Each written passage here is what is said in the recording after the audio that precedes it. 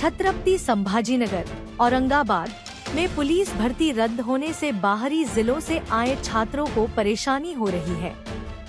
पहले 9 जुलाई को छात्रों को बुलाया गया था, फिर तारीख बदलकर 2 अगस्त को बुलाया गया था। दोनों बार छात्रों को 2000 रुपए खर्च करने पड़े। यहाँ न तो रहने की व्यवस्था है, न ही खाने की और पीने के पानी की सुविधा है। स्टाफ भी व्यवस्थित नहीं है। अब फिर से पुलिस भरती रद्द होने से छात्रों को परेशानी हो रही है। नाही त्यांना आपण निश्चितच उद्याचा दिवस दिलेला आहे आणि ज्यांना उद्या येणार शक्य नाहीये त्यांना देखील आपण आपली 4 आणि 5 तारखेला उर्वरित ज्या उमेदवारांची परीक्षा होणार आहे फिजिकल चाचणी, त्यावेळी त्यांची आपण त्यांच्या सोयीनुसार फिजिकल चाचणी घेण्यात येईल आणि कोणत्याही उमेदवाराला फिजिकल चाचणी म्हणजे शारीरिक चाचणीपासून वंचित ठेवण्यात येणार नाही। मुख्यमंत्र्यांचा दौरा होता त्यामुळे त्यांना ही परीक्षा रद्द करण्यात आलेली आहे। परीक्षा नाहीये, ही फिजिकल परीक्षा आहे, त्यांची लेखी परीक्षा नव्हती। ही त्यांची शारीरिक चाचणी होती, कारण की ही आपल्याकडे जवळपास गेल्या 1.5-2 महिन्यापासून ही भरतीची प्रक्रिया राबवण्यात येत आहे। ती शारीरिक चाचणीची आहे आणि आपल्याला माहिती आहे की पावसाच्यामुळे ह्याच्यापूर्वी देखील ही 4-5 वेळा ती रद्द झालेली आहे। मी यवतमाळ जिल्ह्यावरून आलेलो आहे। मी 22 तारखेला पण आलतो त्याची 22 तारखेला आलतो, पावसामुळे ग्राउंड कॅन्सल झालं आणि मी पुन्हा कॅन्सल झालं तर 5 वाजता संध्याकाळी नोटीस लावली यांनी। तर मी 23 तारखेला पण आलतो, त्या दिवशी पण ग्राउंड घ्या म्हटलं तर घेतला नाही आणि मी 2 तारखेला दिली होती मला तारीख। कालच्या डेटमध्ये आजच्या डेटमध्ये 2 तारीख आहे, तर मी आज पण ग्राउंड कॅन्सल झालेला आहे। आता आम्हाला 3 तारीख दिलेली आहे।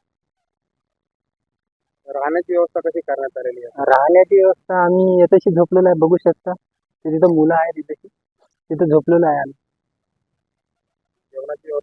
जेवणाची व्यवस्था आता कन्फर्मेशन तर माहित नाही, पण दिलं कोणतरी।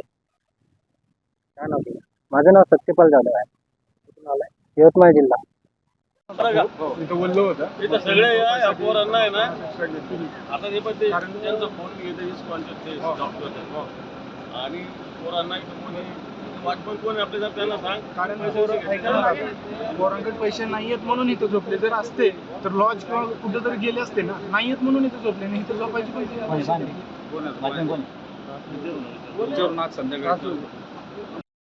माझं नाव अभिषेक भाकरे, मी अकोल्यावरून आलेलो आहो। अकोल्यावरून खेडेगावावरून आलेलो आहे। हे माझी दुसरी चक्कर आहे तशी।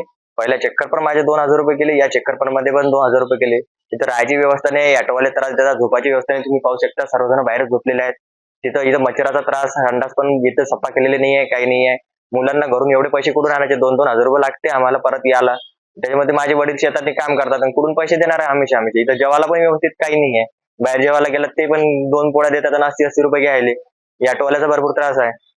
आणि इथं माझा मित्र रात्री बिमार पडला, त्याला ताप आली, इथं बाहेर झोपला तो पाण्यात। पाऊस सोडलं तर पाण्याच्या वसाड पण लागते इथं।